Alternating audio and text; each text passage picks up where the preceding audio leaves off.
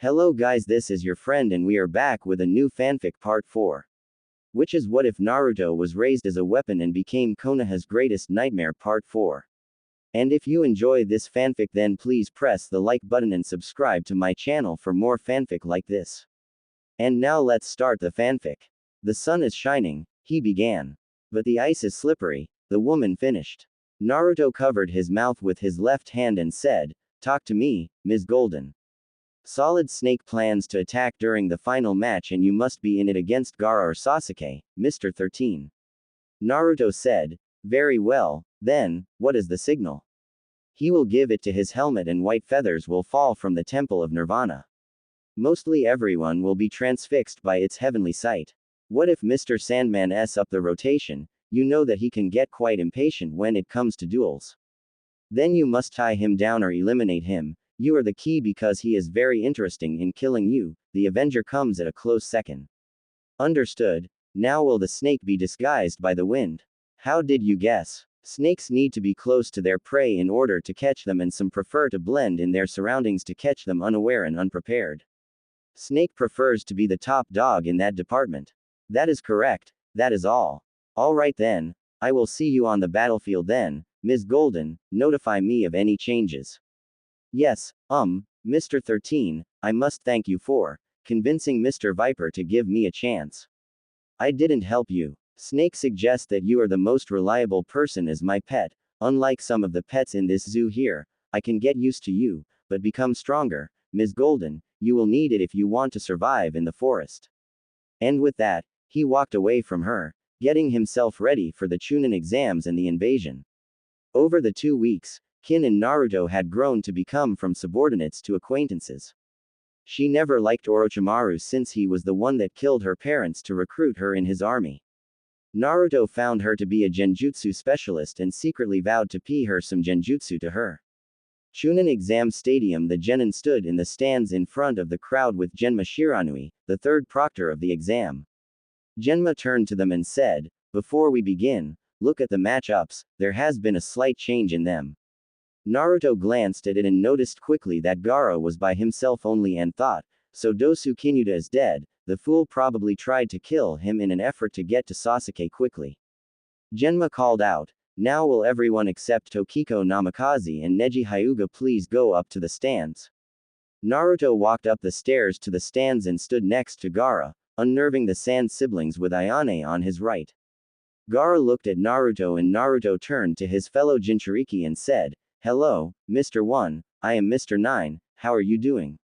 Gaara's eyes narrowed and Naruto smirked as he whispered, "I trust that you will not be impatient and make a mess of things. If you do, I will be forced to exclude myself from these exams, understand?" Gaara nodded and Naruto said, "Good. Rutaxin-san." He looked to his right and caught a scroll in his hand, thrown by Shiwo.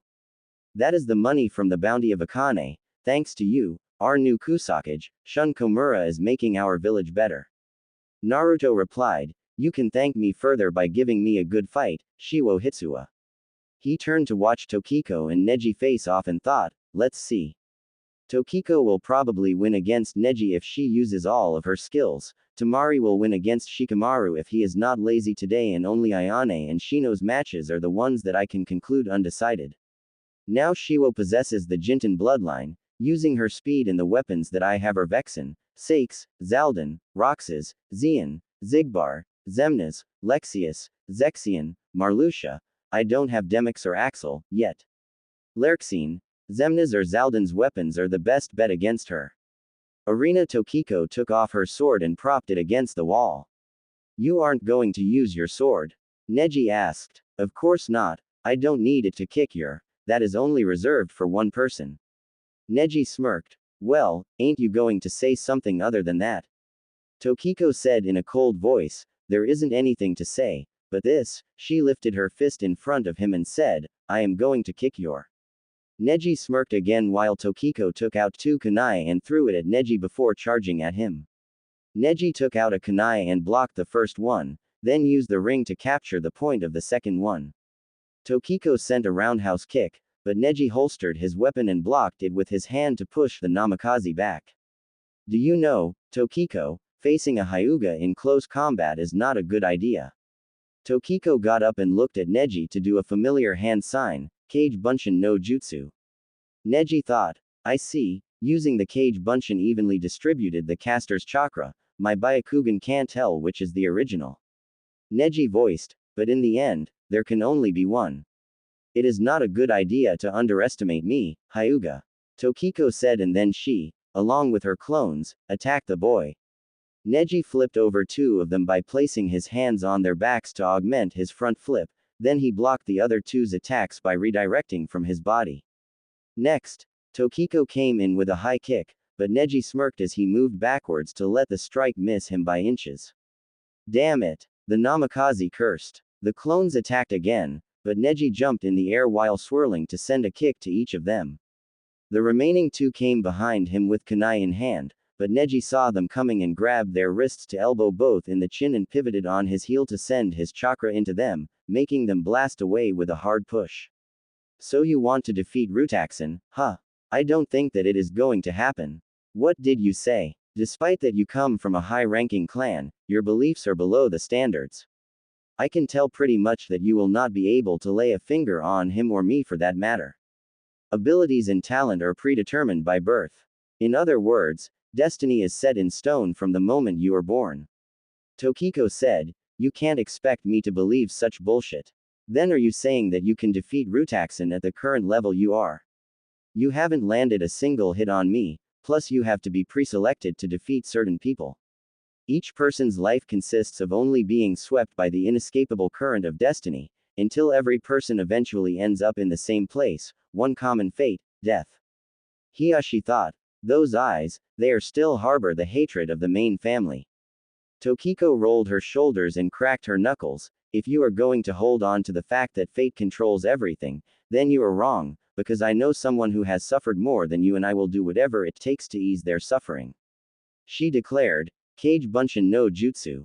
More clones appeared and Neji said, you idiot, I have seen through your pattern of attacks. Oh, will you just shut up and fight? I swear to Kami I am going to duct tape your mouth shut. Don't make umptions in the future. Neji weaved through the crowd as he thought, I told you, it is useless. I already know which one is the real you. Naruto smirked as he thought, she is really Kushina Tem's daughter. Her chakra capacity is almost about an eighth of a tail of Tomomi's chakra. Neji struck Tokiko, who was hanging in the back and stated, you are the real one, the one who hangs back in the distance, fearing any strike on her chakra points. I told you, I am not an idiot.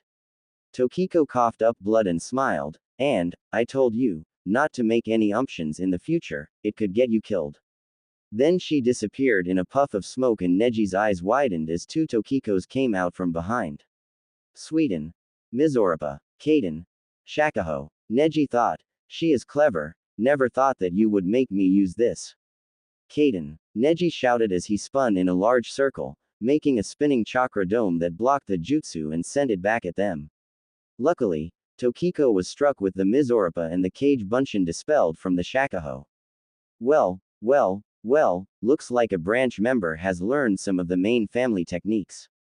Interesting. Naruto thought to himself. From the stands, Tenten thought, that is Neji's ultimate defense move, the Kaden. Since the Byakugan can almost see a full 360, Neji can anticipate all of the attacks sent at him, and since he is a master of the gentle fist, he emits a cocoon of chakra and then spins in a circle, reflecting and repelling an enemy's attack.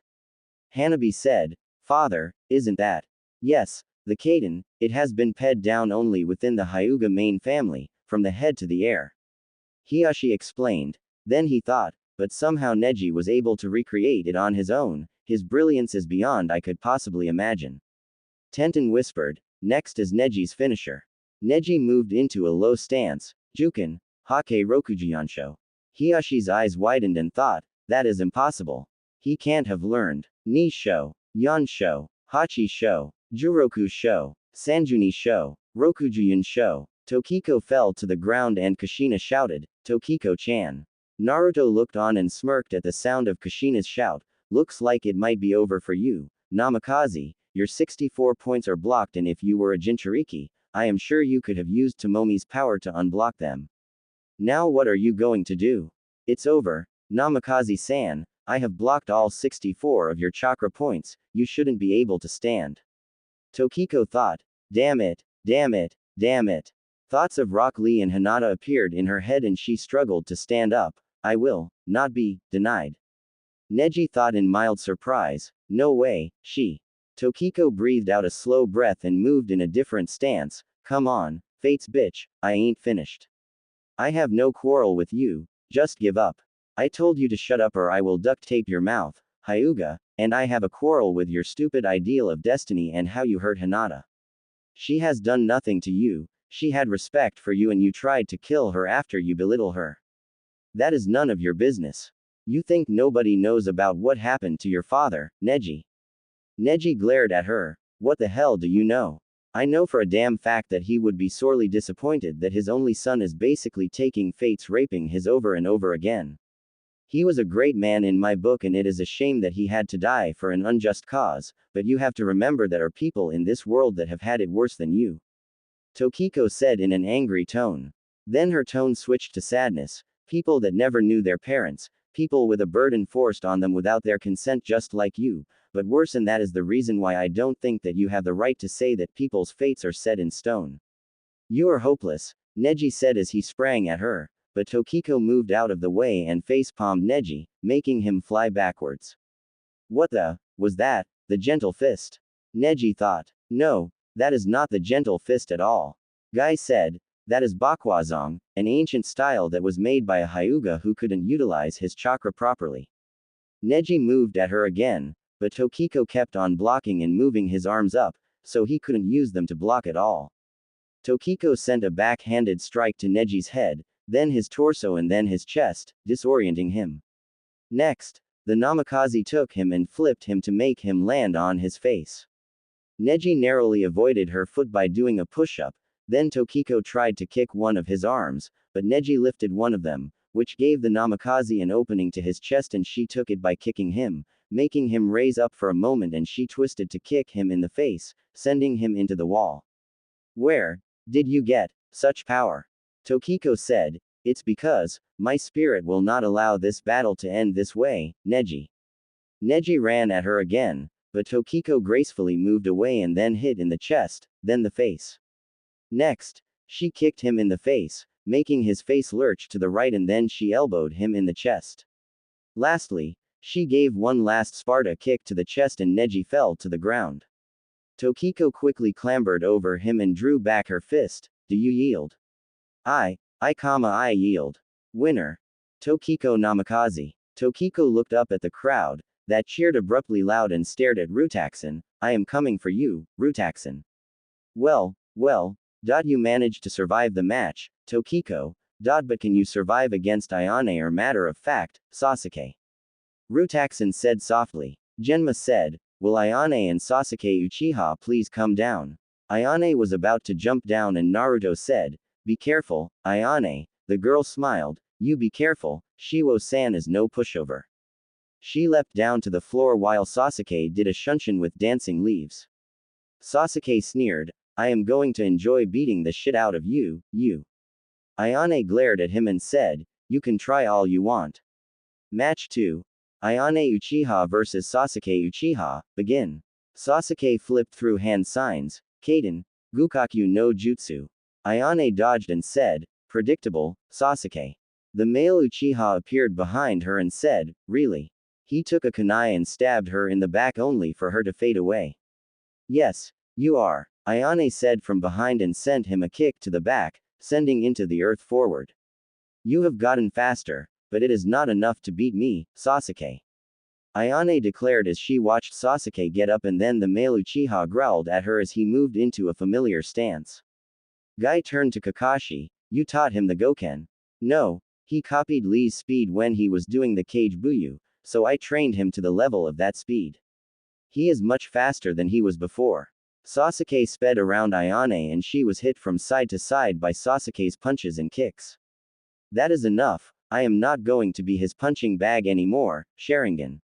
Ayane thought. Her Sharingan was shown and she caught Sasuke's next attack with her hand and increased her grip on it, making her younger cousin kneel before her. Then the outcast Uchiha gave him a sickly smile, My turn, you son of a bitch. She gave him a punch to the face, making him lurch to the right and then jumped up and did a spinning kick to the forehead. Sasuke rolled on the ground and got up groggily only for Ayane to plant both feet into his chest. Sasuke caught out saliva and fell to the ground, gasping for air, and Ayane said, "Pathetic, you have not changed one bit, Sasuke. Shut up, you bitch. You are nothing but a failure. And yet I am the one kicking you up and down the stadium for the past 3 minutes. What are you going to do about it? Kaden. Hausenka. Doden. Doryuheki." Ayane spat out mud on the ground, sending her chakra into the earth, and a mud wall flipped up to stop the fireballs. Then Sasuke was able to sneak up behind her and moved to stab her back, but Ayane twisted and she was stabbed in the side. She yanked out the kunai, grimacing in pain, and then the male Uchiha took out shuriken to send it at her while flipping through hand signs, Cage Shuriken no Jutsu. Ayane took out her sword from her back and said, "Konoha no Ryu, Shimosuke no Mai." Ayane moved toward Sasuke and slashed at him, but the male Uchiha cartwheeled from it. Sasuke shouted, "Ha, you can't hit an elite Uchiha, it is futile for you to win this battle." Ayane replied curtly, "Then look at your arm." Sasuke looked at it to see that it was frozen, and Ayane said, "The Tsuki no Mai Kenjutsu style is based off the phases of the moon. There is one attack that my teacher should vaguely recognize from the style." Hayate said to himself in the stands, "That was the full moon dance, but it is somehow different. Over the month, I made some improvements to the style in my sword. In each month, there is a nickname for a full moon. Wolf moon, snow moon, crow moon, gr moon, milk moon, rose moon, thunder moon, grain moon, harvest moon, frosty moon, and long night moon. I had my sword infused with a chakra rainbow gem, a gem that my mother gave to me before she died." Ayane continued. Then she got in a stance. "Now let me show you the next dance, Konoha no Ryu, Shitabi Gibbous." The female Uchiha moved past Sasuke in a blur, and Sasuke screamed in pain as slashes appeared on his back. Sasuke knelt to the ground and Ayane said, "Surrender, Sasuke. No, it will not end this way." He shouted as he moved, but Ayane gave him a slight cut on his hand and said, "Either you surrender and live, so you can kill Itachi, or you can move and lose an eye, the choice is yours." Sasuke gritted his teeth and said, "I surrender. Winner. Ayane Uchiha." Ayane took back her sword and sheathed it, then she turned away and moved towards the stands, but suddenly she felt dizzy and fell to her knees. What happened to me? Finally it kicks in. That kunai I stabbed you with happened to be laced with poison. It disrupts your chakra and makes you weak, so now I can do what I want to you at this point," Sasuke said as he kicked her in her injured side. Naruto whispered, "Oh, hell no." He did a quick shunshin, and when Sasuke pulled out a kunai, Naruto came out to block it with one of his ethereal blades and struck the male Uchiha across the face with the other one. "The match is over, Uchiha. You dare strike a downed opponent, who I might add that bested you in combat."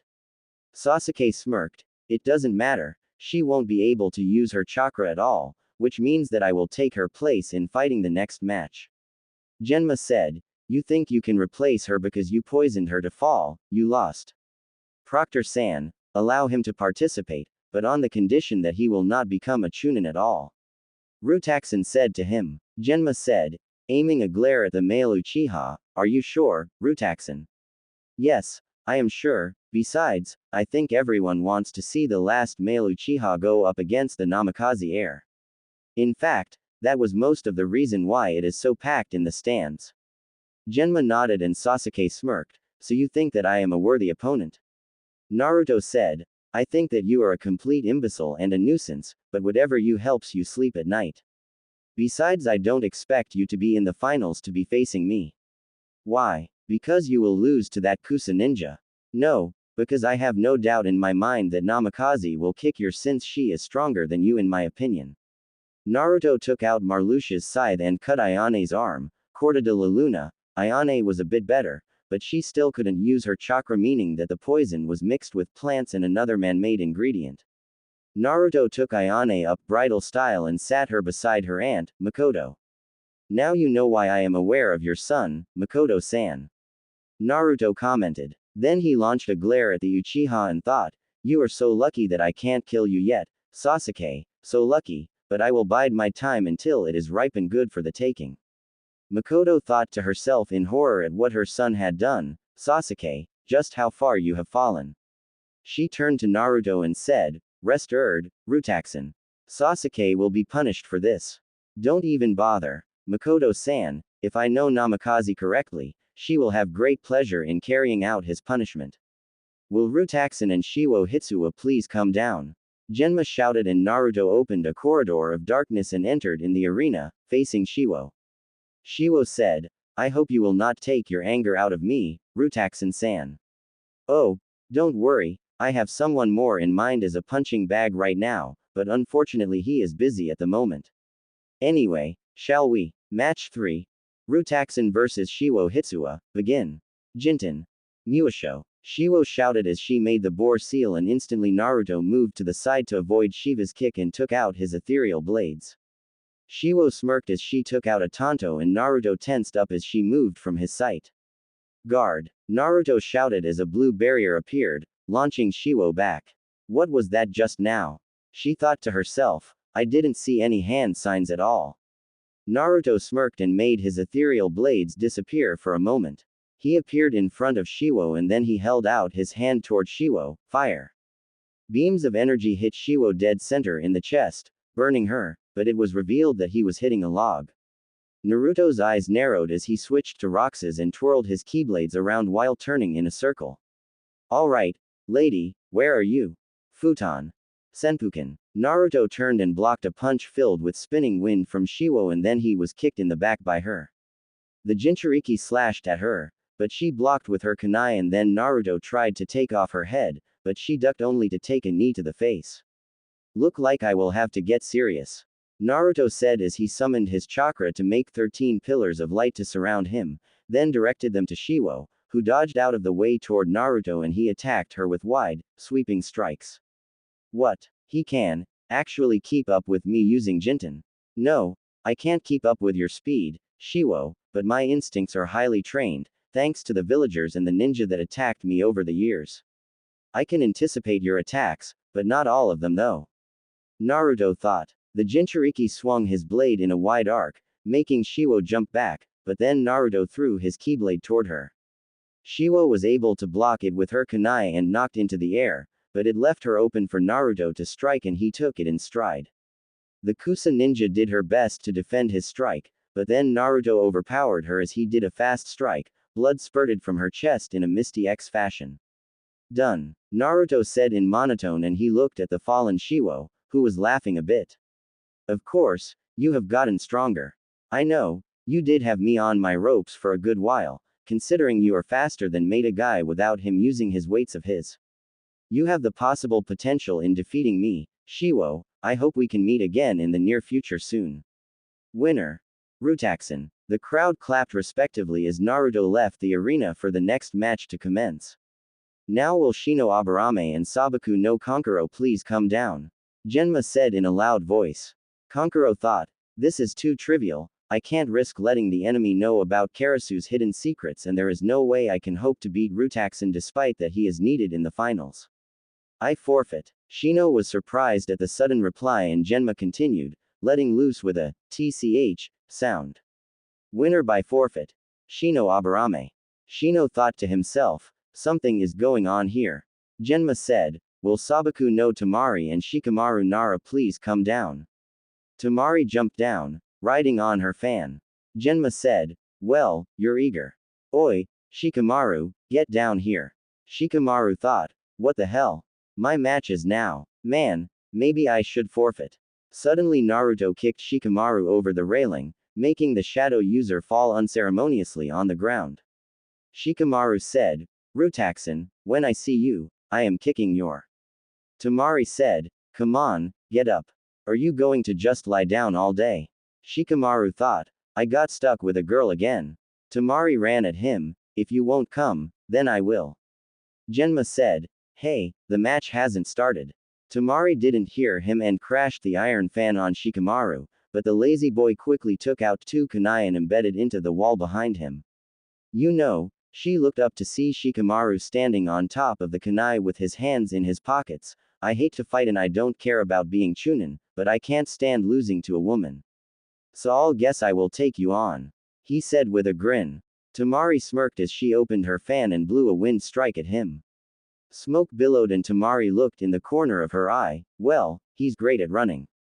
Tamari thought, okay, he is a ninja that uses shadows and probably trying to lure me into the trees. I will fall for that. Shikamaru lazily thought, oh man, those clouds are lucky, so free. I really don't feel like doing this. I just became a ninja so I wouldn't be bothering, but I suppose, that things are not that simple. Tamari thought, what the hell? Is he mocking me with that smile of his? She shouted, swinging her fan, Ninpu, Kameidachi no Jutsu. The wind blew harshly in the arena. Tenten thought, that move was the one that knocked my weapons so easily. Shikamaru will have his hands full in fighting that girl. Suddenly a shadow line appeared, rushing toward Tamari, who moved quickly backwards until the shadow started to shrink. Hey, there is a limit to how much you can shrink, stretch or change your shadow, isn't there? You can't stretch it any further than your normal shadow's surface area no matter how you change it. Shikamaru chuckled, that's right. Tamari then closed her fan and measured the distance, 15 meters and 32 centimeters. He can use other shadows, but he can't control them, so he is using the shaded area to increase his length. But unfortunately no matter if he goes to the edge, the length will be the same. Kankuro said to himself, Tamari is better at long-range fighting, this match is over. Shikamaru crouched down and did his thinking pose. Kurenai asked, what is that? A hand sign, Asuma said as he chuckled a bit. No, it is a habit of his when he is a spot. He does this when he is in a shogi match. Kurenai said, this is not a shogi match. Asuma said, true, but in ancient times, it said that shogi was used to plot strategies.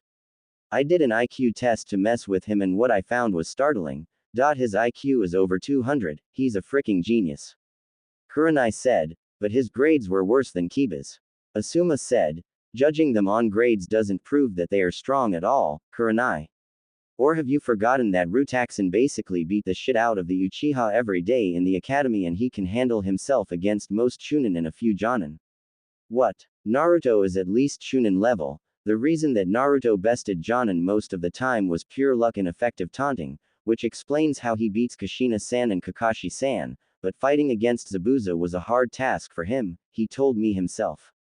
I never believe Hitaki's lies about the boy. You are on good terms with that boy. That boy is one of the ninja that I respect and personally the shit that my father had did to him, I wouldn't be surprised if he kill people that so much as blink at him for the way he was treated. Unlike Hokage-sama, I am not stupid enough to cross him at all. I am surprised that he held himself back since Ayane Uchiha is one of his friends, I was sure that he would have killed Sasuke himself in front of the whole village. Kurenai thought to herself, Uchiha, Ayane, maybe I should ask her more about Rutaxan then. I never thought that Asuma felt so strongly about it, am I wrong about him? Shikamaru's eyes snapped open and Asuma announced, he is done with his strategy, now the fun begins. Tamari commented, so it looks like you are finally getting serious now. Ninpu. Kameidachi. Shikamaru moved to cover in the trees and took off his shirt. It is no use trying to hide. Stop running or give up. Kurenai said, what is he doing? Asuma said, I could have sworn that he had a strategy thought up. Suddenly two kunai were thrown, Tamari dodged only to get in the path of another. She blocked it with her fan and a series of explosions were sounded in front and behind her. He attached explosive tags. She thought, he is trying to distract me. Then Shikamaru's shadow sprang in action. Tamari thought, nice try, but your shadow can't pee this line, wait, hold on, shit. The shadow, sure enough, pays over the line, making the wind user sprang backwards yet again. I see, she stated, you use those kunai as distractions to keep me occupied while the sun moves, giving me more leverage. This should be your limit now. Shikamaru said nothing, staring at her and Kankuro shouted, Tamari, above you. She looked up to see a makeshift parachute made out of Shikamaru's shirt and a kunai attached to the bottom of it. Me. Tamari cursed as she dodged the growing shadow. You will not escape, Shikamaru declared. Tamari moved as she thought. Impressive, using the kunai to distract me from his shadow and then using his shadow to distract me from looking up and noticing the parachute, but it's clear to me now. The shadow stopped and receded back a bit, so Tamari stopped and flipped open her fan and placed it in front of her. I need to finish this quickly. His shadow will move farther as the sun moves, so I will use Bunshin no Jutsu, which will draw his attention to it. Then I will jump out and use all my chakra into the strongest possible Komedachi to rip him apart. Now where is his shadow? Good, it's nowhere near me. Tamari thought, initiating attack. Bunshin no. Suddenly she froze and thought, what? I'm frozen. Shikamaru sprang his hands apart, finally Kajimane no Jutsu success. Tamari said, but your shadow was nowhere near me, how did you get me? Shikamaru said, I let you look behind you. He turned his head and Tamari under his jutsu spell did the same. Tamari's eyes widened as she saw a hole behind her and sure enough, his shadow connecting to hers. When you use the Komedachi no Jutsu, you loosed some of the gravel in where Neji was at, the big rocks made the shadows and I had my shadow connected to each one until I got to you. Tamari gritted her teeth while Shikamaru said, checkmate. Next, Shikamaru and Tamari walked to each other and Shikamaru said, that is it, I forfeit, although I want to impress someone, I have no chakra left to continue, even if I plotted 200 moves against you. Genma said, winner, Sabaku no Tamari. Tamari turned to Genma and stated, Proctor, I forfeit the next match. I am tired and more so, I really don't plan on dying today, if you catch my drift. The Proctor nodded, winner of the next match, Sabaku no Gara. Now will Tokiko Namikaze and Sasuke Uchiha please come down? Naruto thought, both of my least favorite people. Well, Namikaze, I can tolerate, she had been moving up in my book of people that I want to kill, but I still get the pleasure of watching them beat the shit of each other. Genma said, semi-final match, Tokiko Namikaze vs. Sasuke Uchiha, begin. Sasuke said smugly, what do you say about giving me the match, Tokiko? What? The Namikaze heir said to him. We both know that you can't possibly defeat Rutaxan. As of now, I am the only one who can defeat and kill him with my new power. Tokiko frowned. As I recall correctly, Rutaxan defeated you numerous times effortlessly and kept on doing it because you amuse him. Even though you deserve a right to fight him to get back your pride, but you cheated your way to fight him and you tried to kill your own cousin when she was defenseless. For that, you are going to have to pee through me to earn an opportunity to fight him, but I will not go down without a fight. You are going to regret ever crossing me, Tokiko, but don't worry, you will soon see it my way when you become my wife. If you are trying to court me by saying that, then you are dead wrong about me becoming your wife. Tokiko shouted as she stepped forward, throwing kunai at her. Sasuke smirked as he activated his Sharingan and nimbly dodged from side to side. Kage Bunshin no Jutsu, Tokiko shouted as 12 clones appeared and then she sent them at the boy. Sasuke ducked under a punch and dealt a kick to one of them, making a clone disappear. Next, Tokiko grabbed Sasuke's leg and threw him towards the lone tree. The Uchiha quickly rebounded off of it and flipped through hand signs, Kaden, Goryuka no Jutsu. He fired a dragon's head made of fire at the clones and then he noticed Tokiko jumped from the flames to land on the wall. He quickly followed her up the wall and the two began to exchange punches and kicks to each other. Tokiko thought as she blocked most of the hits Sasuke gave her, he is so fast, it is like he is a carbon copy of Lee with his weights off. Wait, that is it. He copied Lee's move back when he fought that Yoroi guy. You copied Lee. Not necessarily, I just copied his speed, so I could attain a powerful jutsu, which I am going to use it on Rutaxan. Now step aside and remember your place. Sasuke declared as he grabbed her shirt and threw her away from the wall. Tokiko flipped to land on the wall and said in a taunting tone, like you can put anybody in place. You should thank your brother for giving you the status as the last male Uchiha or you would be nothing in this village. You entered the academy just to serve your brother, but you are still blinded by your pride and obsession of Itachi. Sasuke shouted, shut your mouth, you Namikaze whore, I will teach you to badmouth me, you will become my bitch. He quickly went through the hand signs of the ox, rabbit and monkey to grasp his left hand. Kushina thought, Kakashi, you taught this boy the Chidori, then it is a good thing that I had Jiraiya teach her father's most frequently used technique, but using it against my daughter is unforgivable on his part. Tokiko stated, Kage Bunshin no Jutsu. A clone appeared and began to spin the chakra that the real Tokiko was gathered, making a blue ball of spinning chakra. Ah, the Rasengan, I was wondering when that technique was going to show up. Naruto commented, Rasengan, is it that the fourth's technique? I thought that is what lost forever. Asked Shino. No, Shino, there are two possible people who know it is her mother and Jiraiya. The Rasengan is a famous jutsu that the Yondaime made along with his Hiraishin. Those two jutsu were the ones that the entire 5 great countries feared and respect his power.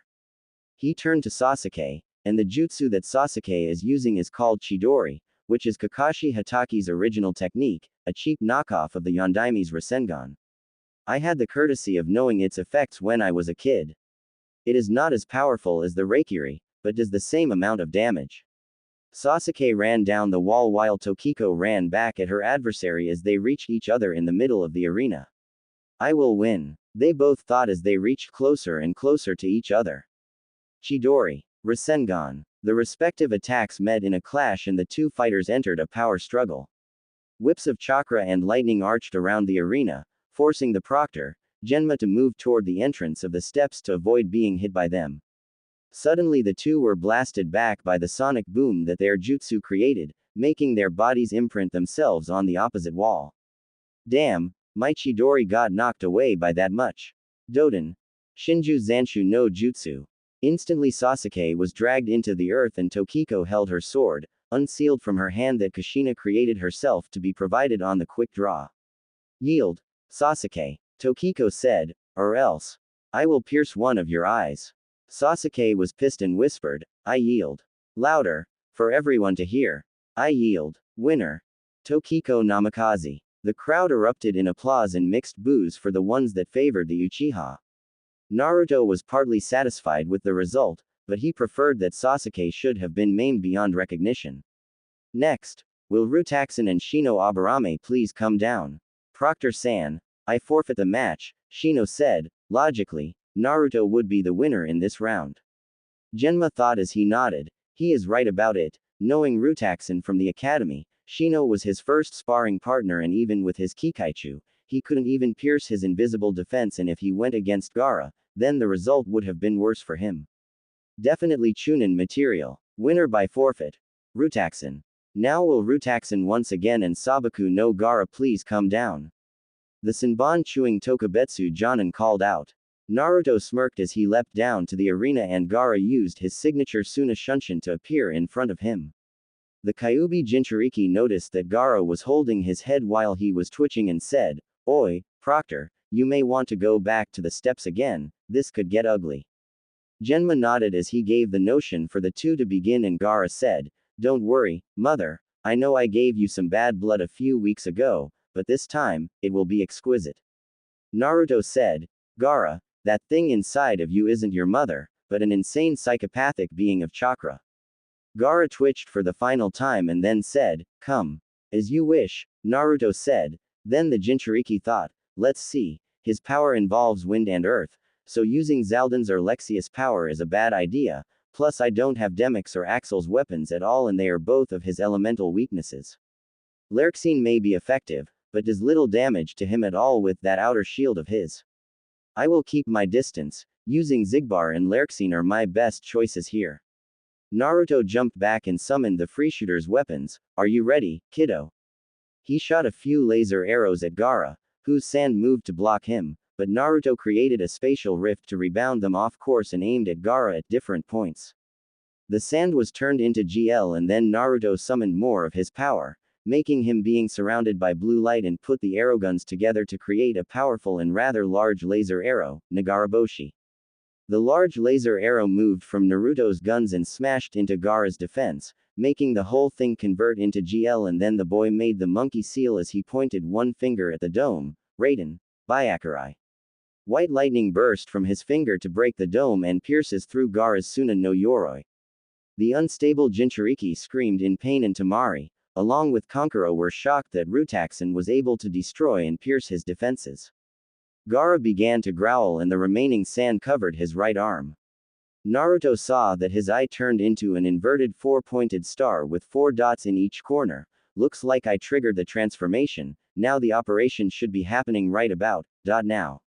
Suddenly feathers started to float down and Naruto smirked as he said, "It begins," the invasion had begun.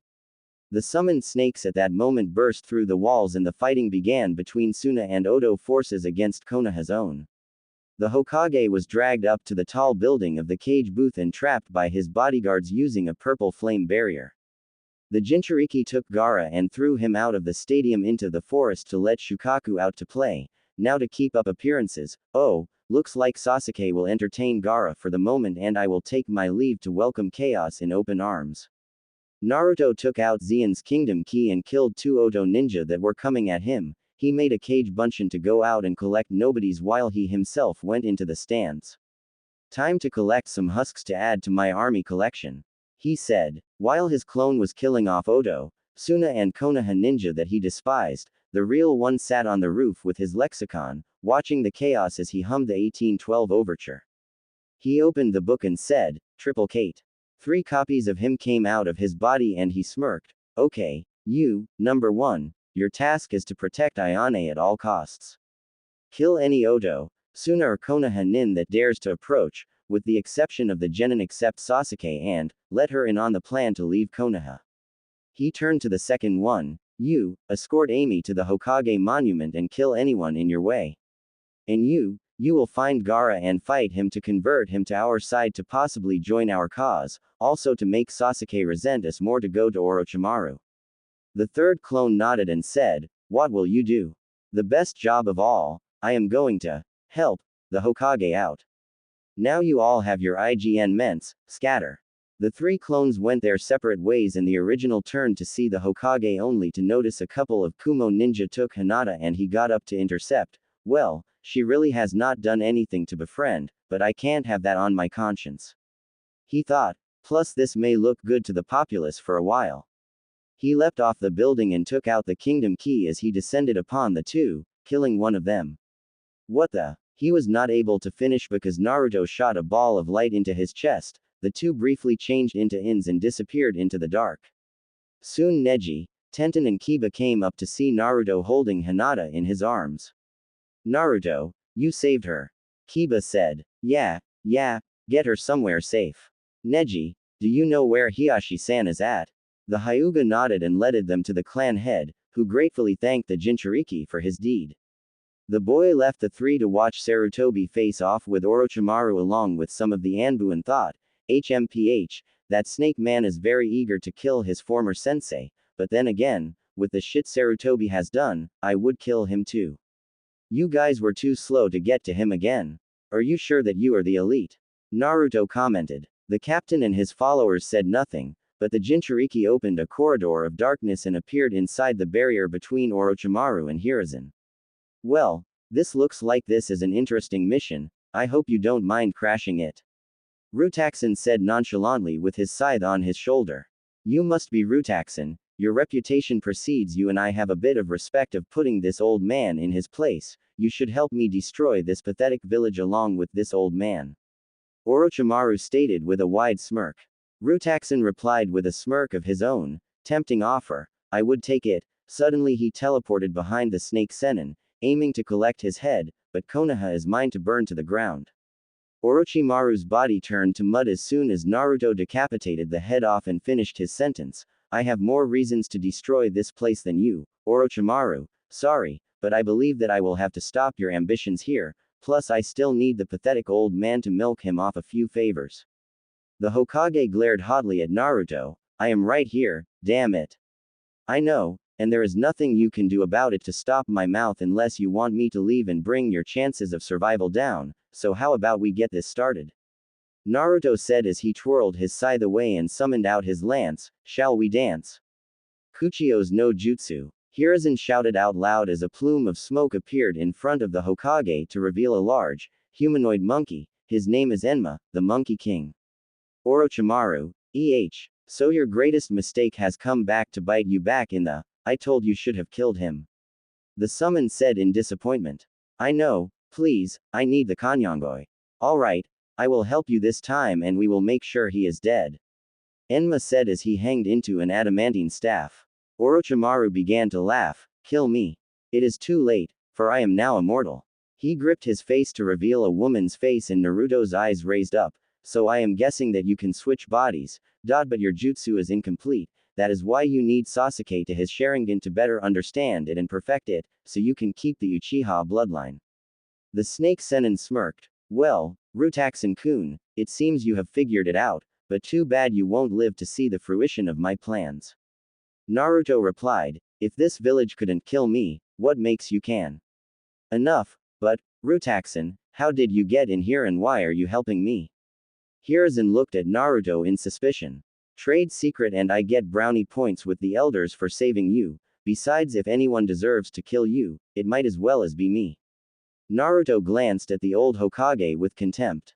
Orochimaru smirked inwardly as he thought, and the old fool falls for the trap, time to lead him away. Then it looks like that I will have to kill you both, you will not be leaving here alive. Kuchiyos. Edo Tensei. The coffins appeared with the kanji of one and the Jinchuriki cried out, stop the first one. Sarutobi didn't have time to argue and stopped the first coffin from rising, while the next two ones with the kanji are 2 and 4 appeared. Why did you make me stop the first one? It had the Shadaime in it, Naruto. Naruto grinned, ain't it obvious? I want to kill him after I tell him how Konoha has treated his so-called hero. You can deal with the second since he was your sensei and your affinities cancel out his enormous water affinity, plus you know more about him more than I do. The two Hokages came out and Tobirama said, Saru, is that you? You have gotten old. Minato looked up to see and said, Naru, he didn't finish as he was grabbed quickly by the neck and sent him into a corridor of darkness while Sarutobi dealt with his sensei and Orochimaru.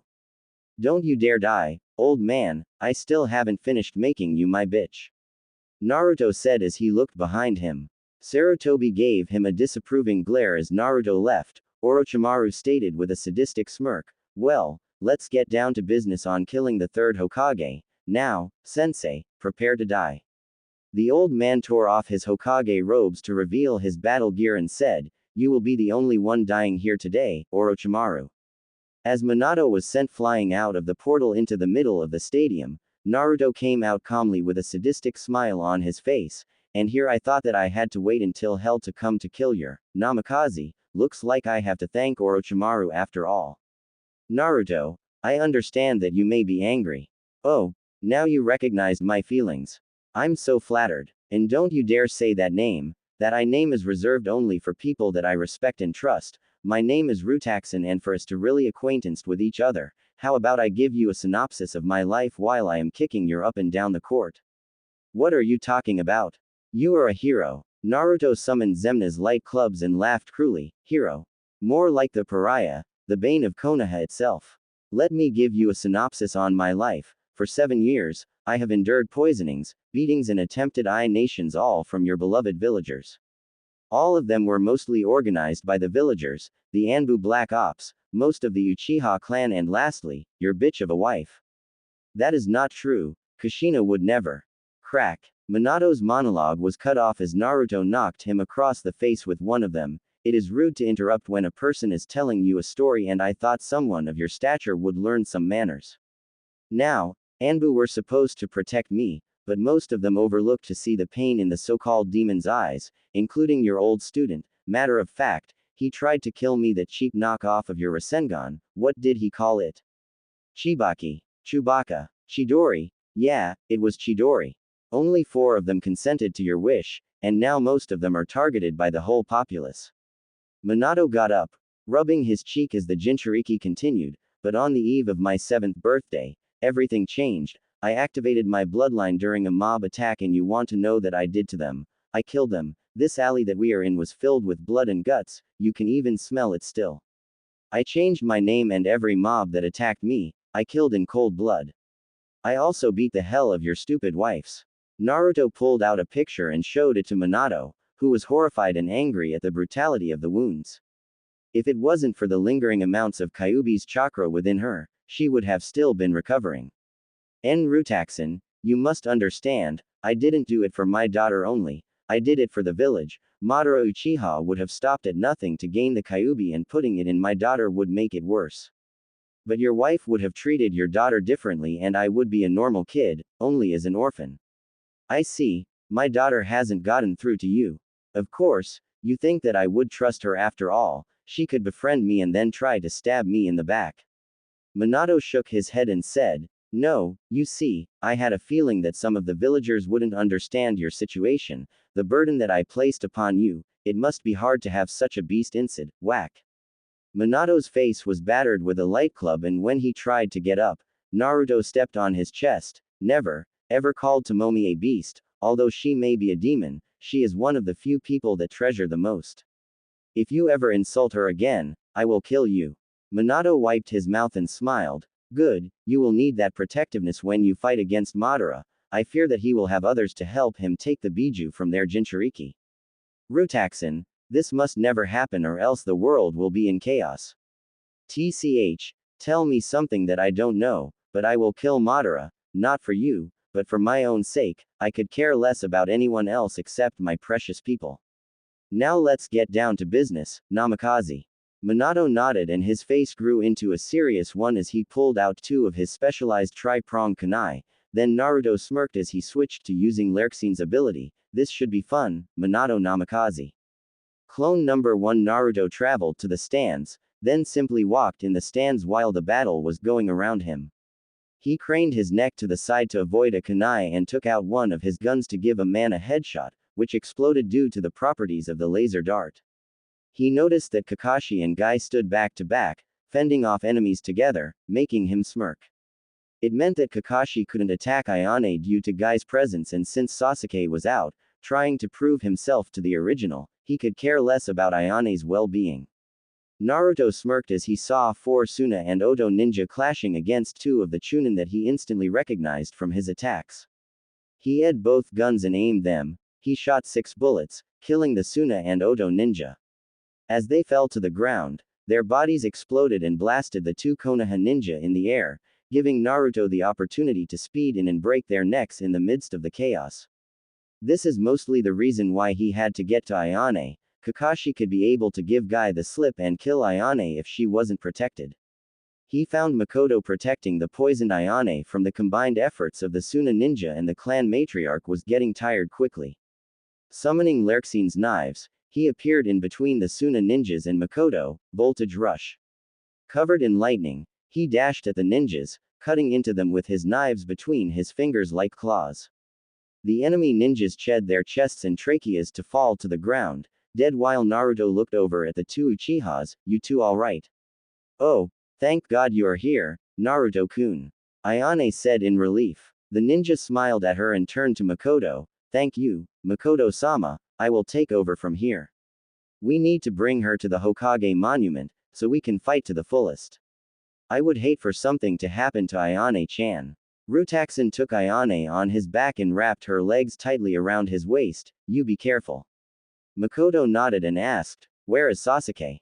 If I know him correctly, due to his arrogant nature, he should be pursuing Gaara with his siblings to prove the right to fight me.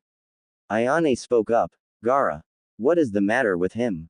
He seems unstable. Well, Ayane, picture me as I am now, with no friends or loved ones to care about him at all, plus with an crazed demon that is maniacal and focused about his next kill, driving his own container insane to think that it is his mother. Makoto gasped. So, yeah, that would have been me without Ayane and the rest of the gang. I have a clone watching your son, so fight your best. Even though I hate your son, I respect you more. The clan leader nodded. I will cover you. Naruto looked at the woman and said, and don't worry, Kakashi probably sent Namikaze-san and the Haruno bitch after him. By the way, remind me to kill her mother. Makoto growled. With pleasure, she has been harrying me more lately for her child. Then I will find her after I escorted Ayane-chan. You help the injured to the Hokage monument, alright? Right. The unlucky Jinchuriki flew out of the arena only to meet several Oto ninja coming at him. Die. One of them shouted, and Naruto replied in a bored tone, as if, free shooter, curving bullets. Summoning his gun, he swung his gun in a wide arc and pumped to the enemy ninjas' approval, only to drop down as the bullets entered their bodies from their blind spots.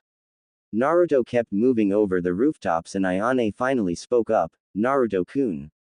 Yes, Ayane-chan. I want you to know something important. I love you. What? The outcast Uchiha nodded into his back, blushing while Naruto asked, why?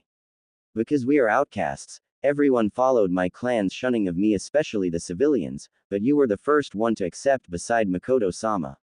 You know about my background and never made fun of it. You accepted me for who I am just as I did for you. You are strong to bear the Kyuubi inside of you and the abuse, showing that you can overcome anything. She paused for a moment. The primary reason that I trained so hard was because I wanted to be strong enough to fight next to you.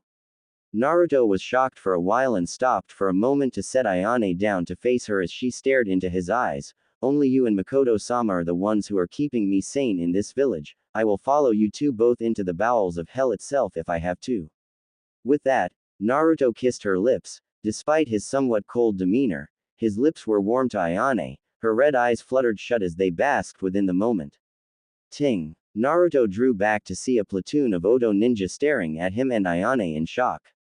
Naruto was pissed off. Now, that was one of the happiest moments that I ever had in this Ing village and you bastards just ruined it. He summoned his claymore and gave a chilling glare at them. Now, you all die. He appeared in front of his first victim and severed his arm before kicking him into a nearby building and roared at the rest, unnerving the rest of the platoon before they got slaughtered in front of Ayane, who watched with a smirk as she knew that the rule with Naruto was never to piss him off. Soon he was finished and strode to Ayane. I plan to defect from Konoha and make my own hidden village. I want you to be a part of it. I know that it would be hard for you to leave Makoto-sama since she is the only one in this village that actually cares about you. Ayane said, what about Hayate-sensei? He and Yugao Nichan always know about it. They plan to leave as well. The outcast Uchiha closed her eyes for a moment and said, I will join you. You are right. There is nothing for me here and I am sure that Makoto would be fine just without me. Also I want to be with you, Naruto-kun. Naruto said, so how long? For 2 years, Naruto-kun. I don't know anything about love, Ayane-chan, but I care about you a lot and we will need to keep this a secret. They already know that you are one of my friends. If they find out that you are intimate with me, they will not only torture you for information, they will rape you and kill you as well as putting your corpse as a display. Ayane said in conviction, that won't happen. I have trained extensively until I became exhausted. Hayate-sensei said that I am at least Chunin level now in terms of power, at least on Iruka's level. Naruto nodded. Then we will try this out. Now let's get out of here. The clone and Ayane went to the Hokage monument where he saw Iruka and the kids going up the stairs. Ayane got down and said to Naruto, I will protect the kids. Naruto nodded and left the area to go and dispel after taking care of nearby enemies. Clone number 2. Currently the clone was watching over Sasuke battling the insane brother of his and frankly he was rather enjoying himself with the entertainment. He has great seats, snacks, Tamari sitting beside him restrained in the show where an annoying, pompous duck butt copycat was getting his ego shoved up his by an opponent he thought he could defeat. Well, this is highly entertaining, what do you think? Naruto said as he looked at Tamari. She looked at the boy incredulously, are you insane? Gaara is halfway through his transformation out of control and fixing to kill the Uchiha. Oh, that is going to leave a mark, and you think it is interesting? Naruto smirked. Yep, besides although your brother is strong, 9 always beats 1 in quantity. Temari's eyes widened. You mean you're the Jinchuriki of the Kyuubi no Kitsune at your service? Frankly I am just waiting for either Namikaze to deal with him or Gaara to get bored with the Uchiha and all the more sweeter for me to defeat Gaara and make the Uchiha seethe in anger when I beat an opponent that he couldn't. Hell, I even put restrictions on myself, no Kekai Genkai, just my ninja skills. Just then Gaara was about to kill a downed Sasuke, who was paralyzed due to the forced activation of the cursed seal of heaven. Well, that is my cue, enjoy the show, Tamari-san. Naruto said as he leapt up and kicked Gaara across the face, sending the crazed sand user into several trees. Rutaxin. Sasuke gasped out, stop, this is my fight. Your fight ended when you started getting your kicked all over the place and plus you relied on borrowed power. You are pathetic to use that seal to help you, now I am taking over from here. Gaara shouted. Rutaxin. His Shukaku arm stretched out toward him and Naruto dodged to the side while drawing his Tanto, Futon, Shinkujin. Naruto stated as he blew wind nature chakra over his weapon, "Now, Gaara, be patient for a moment."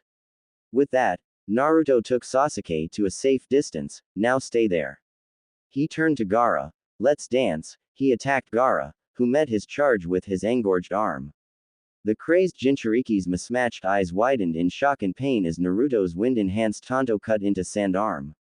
Gaara ched it, screaming in pain, slowly turning into laughter, making Naruto think, oh, right, he has never experienced pain because of that sand protecting him. Great, so I have to deal with a psychotic masochist with a fetish for blood. Gaara shouted, yes, yes, this is what I have been searching for. Make me feel alive. The redhead began to attack Naruto wildly, making the Nine Tails Jinchuriki dodge the large blows. TCH, fast and powerful, this will prove to be a bit different. The dark boy thought as he back-flipped onto a large trunk and rebounded off it straight toward Gaara. Tomomi shouted, aim for the base of his tail, it has always been Shukaku's weak point. Naruto mentally thanked Tomomi for the advice and took out a special kunai that he has been making, a kunai with the same kind of kick from an explosive tag without the tag. He threw the kunai just below the base of the tail and after a few seconds, Gaara slammed Naruto into a tree and the Jinchuriki was blasted through several of them until his back hit a strong trunk. Damage: 3 ribs broken, dislocated shoulder and a concussion. Damn, pretty good, but an explosion occurs a few meters away from his position. I can take pain, lots of it. Gaara came out of the smoke, his sand armor disrupted and slowly falling off. Damn, he managed to get my weak point, but how did he know about it? Rutaxin got up. Okay, another hit like that one and the plan will be ruined, I best end this quickly now. Alright, Tomomi, let's get that guy down to the ground. Tomomi replied, right. At that moment, she pushed her chakra through his system and a feeling of euphoria and comfort washed over him as red, bubbling chakra took the form of a fox, his eyes became red slits, the whisker marks became more profound and his fangs and claws sharpened. Sasuke thought, what is that chakra? It feels so malevolent, I can't stop shaking. Just how much power do you have, Rutaxin? How did you obtain it? Naruto sent an arm out at Gaara, who dodged to the left only for the Kyuubi Jinchuriki to attack ferociously, piercing the sand armor and knocked Gaara into the tree. Now this is where the fun begins. Naruto shouted as he pursued his adversary to plummet him with great force straight into the ground. Futon. Majin Sajin Daitappa. Kyuubi Shroud. Nine Tails Roar. Naruto's roar blasted the sand-propelled wind back to Gaara, making the Ikibi Jinchuriki's back slammed into the ground. Next, the Kyuubi Jinchuriki slammed a knee straight into his stomach. This is boring, I hope that you would be a challenge at least. Oh, well, I guess I will have to erase your existence. Gaara screamed in terror. No. Yellow-brown chakra exploded from his body, blowing the Kyuubi Jinchuriki away as sand covered his body to rise up into the air. Naruto leapt up into the canopy to watch as the sand slowly took the form of the Shukaku. Well, this will be fun, but a biju is just overkill. Naruto said as he snapped his fingers and a large black portal appeared below him. He dropped down and slowly rose up with a large white knight with a light blue scarf wrapped around its neck. My liege, what is thy bidding? What is your name? I am known as the Twilight Thorn, my master. Well then, Thorn, I will need your help in restraining this beast. Naruto said to him calmly and Thorn replied, understood, my abilities are to create thorn branches of light as well as a great energy ball. Plus I can stretch my arms to restrain or capture. Well, what are we waiting for? Let's go wild, Thorn. Clone number 3. The Jinchuriki hums out loud the 1812 overture as he reaped any ninja left and right, well, except the ones that were neutral or at least tolerate him at all, but he killed them in secret only as well as taking their hearts to make nobodies. At the time, he reached the Haruno residence and walked inside. The boy walked inside and looked inside the quiet house. The boy turned to see Saya Haruno, holding a kitchen knife in shaken hands and Naruto looked at her, Saya Haruno. Saya looked at Naruto, why are you here? Are you here to kill me? Naruto looked at her and said nothing as she continued, because if I had a reason not for you to kill me, I don't, besides my life ended with my baby boy. What about your other child, Sakura? What about her? She is your daughter. I honestly don't give two shits about you or your idiotic daughter, but you do have an obligation as her parent. The one thing I hate worse is abandoning kids to fend for themselves, and I killed the last person who did that. Now you are going to get your up and go to the shelter. Maybe you will get to see your son if I talk to Makoto Uchiha. Saya looked at Naruto, who walked away. Or you can leave Konoha if you feel that you can't live without your son, but you wouldn't make it. With that, he left the area and went back to killing enemy ninja to clear a path. Tomomi thought to herself, I see, there is a glimmer of light still there amongst that darkness inside of him. His darkness is more potent than mine. Little did both Saya and Tomomi know that Naruto put out a beacon on the house to make sure that Saya didn't come out of the house alive. With the real Naruto, he was getting hard-pressed fighting against the yellow flash of Konoha. Although he was using Lerxine's ability to keep up with him, the Yondaime did after all had more experience over him. Damn, if I don't think something fast, I am going to die for real. He thought to himself, sweating. Suddenly Naruto avoided a hit from a sword and retaliated with a knife, then he looked at the new alien.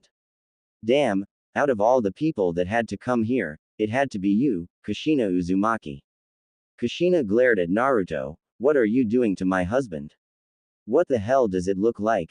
I am killing your damn husband, who made my life almost a complete living hell. Minato looked at his wife, Kushina, I can't believe you. Kushina looked at the man, who looked at her with contempt and sadness, did my death affect you so much? To turn you into this demon, you are not the woman that I loved. The Uzumaki looked at her husband, so you are going to believe him over me? The former Yondaime replied, you can't fake tears of sadness and oppression, you should know that out of all people when you found out that Uzushiogakure was destroyed. Kushina began to cry and then Minato said, wait, what is that? Naruto looked to see that a glowing seal appeared on her forehead, memory seal as well as a compulsion seal, whoever did this, wanted you to be hated. Minato finished, Naruto, before you kill me, allow me to break this seal of my wife and then we can finish this fight. The Jinchuriki replied, I told you it is Rutaxin, but I will humor you and allow it. Minato nodded and quickly unraveled the seal, Fuinkai. Kushina's eyes blinked for a moment and memories flashed in before her eyes, what the? Sarutobi, and Kakashi. They put this seal on me. Minato said sadly, so Sarutobi Dono and my own student have betrayed my trust. Minato-kun, what is going on? Kushina said in confusion and Naruto thought, so, her feelings were artificial, this is going to be very complicated now, but at least I have another reason to kill Hatake. Minato gripped his fist, Rutaxin-san, I am so sorry for the pain and anguish I caused you to endure, you have every right to kill me and then some. Naruto said nothing as Minato continued, nevertheless, I am bound to Orochimaru's will, so I must kill every Konoha resident in sight, you and Kushina will have to stop me. Naruto nodded, sounds like a plan, Namikaze. You know I have never told anybody this, but even though you are a bastard, you were a great ninja. Naruto held out his hand and chakra formed into a swirling ball, making Minato's eyes widen, and that is why I am going to kill you with your own technique. The Namikaze looked at Naruto, how did you learn it? Your wife, now let's get down to business. Minato nodded and plunged himself into battle against Naruto. Making his own, he clashed against Naruto's and the two blasted away from each other only for the Jinchuriki to tense up and call out, guard. He glanced behind him to see that Minato had tagged him with his Hiraishin no Jutsu. That thing is really getting annoying. He muttered to himself. Next, he summoned his 5 lances and began to levitate in the air with the wind surrounding him. Good job, Naruto, you use the wind as a shield and due to the pressure surrounding you, I won't be able to sneak up on you with the Hiraishin at this moment, Minato thought to himself, but then his eyes flickered to Kushina, but let's see you react when I attack Kushina. Naruto thought to himself, damn, he is going to go to his wife now. The Jinchuriki teleported over to Kushina's location and blocked a Rasengan attack with his lances. Woman, get off your and fight, this is not your husband anymore. Why are you helping me? I deserve to die after all the things I did to you. We will worry about that later. Right now, I need your help in killing the yellow flash and you have a daughter to think about. Now get off your blubbering and stop the pity party, so you can see your daughter again. Kushina nodded and looked at Minato in a serious tone, unsealing her sword and slashed at his husband. I am sorry, Minato-kun, but right now, I have to kill you. Minato smiled. It is quite alright, besides I think that only you, Jiraiya-sensei and possibly Naruto could be able to kill me. This time, Naruto didn't correct him and he chuckled. You know, for a bastard, you are quite alright, Namikaze. The blonde smirked at Naruto and Kushina. Well, let's continue this. Kushina immediately erected his chakra chains from her body to restrain Minato, who used his reflexes to move out of the way. Chakra chain barrier. Kushina whispered with a smirk and Minato looked around in shock. So you are using this barrier to ensure that I don't hurt anyone and nobody gets inside. The former Jinchuriki replied, correct. Rutaxin, it is your job to take care of Minato. I can hold this barrier until my chakra runs out. Kushina whispered to Naruto, who replied, understood, Uzumaki. Then he thought, Tomomi, we are going two tails. Are you sure? Tomomi said, last time, you almost lost control. Considering your former host is here just in case, I will be fine. Now let's go. Naruto felt his chakra network flooded with the Kyuubi chakra and crouched down as bubbles of red chakra came over his body. His canines grew over his mouth, his nails came down to a point, threatening to pierce his gloves and his hair became wilder. Naruto stared at Minato with blood-red cat-like eyes and blackened lips curved into a wicked smirk. Now I can't exactly control it yet, but this is more than enough for you, as well as this. He activated Axel's chakrams, which both of them took on a hellish expression and were covered in Kyuubi chakra as well. Naruto sprang at Minato, who dodged the furious swipes from Naruto with ease, but the shrouded arm attacked Minato on its own. The Jinchuriki let loose a smile and punched Minato in the face, sending him to the barrier. Next, the Jinchuriki raised his hand and shot out nothing bullets at Minato's body. Now Namikaze, rest in peace. Naruto shouted as he summoned his power to create a dome of darkness that sent out what seems to be infinite bullets of red energy. Kushina released the barrier and slapped a seal on Minato's forehead before he could recuperate himself. Minato smiled as he slowly withered to ashes. Good work, you two, take care, Kushina-chan, and tell my Masumi that I am truly sorry. Naruto replied, save it, Minato Namikaze, I know what you are going to say, I forgive you now, but this village is a different story, now rest in peace with the Shinigami. The last memory of Minato was a small smile that appeared on Naruto's face and a nod of respect. Kushina looked at where Minato was and looked at Naruto, who turned to leave. Wait, Naruto stopped. Yes, Uzumaki, there is no need to apologize to me, but right now, I think it is best that we return to this cesspool you call a village and tend to the wounded. I am going home. Kushina nodded and left Naruto to his musings. So, Hitaki, you think you could pull things from the shadows without me knowing, just so you know that when I leave this village, you will be one of the first to die slowly from my wrath. On that day, Naruto's hatred was shifted from Namikaze, but to Hitaki, Konoha and most of all, Madara Uchiha. Somewhere in the near future, someone was going to pay dearly and Konoha would indeed burn. It was a dark, somber day in Konoha as they had survived the invasion, but at a high cost. Some of the Jonin, Chunin and a few prominent civilians had died during the battle and chaotic destruction, but most importantly, Hiruzen Sarutobi, the Sandaime Hokage and the god of shinobi, had met a bitter end fighting his pupil, Orochimaru, the Snake Sennin.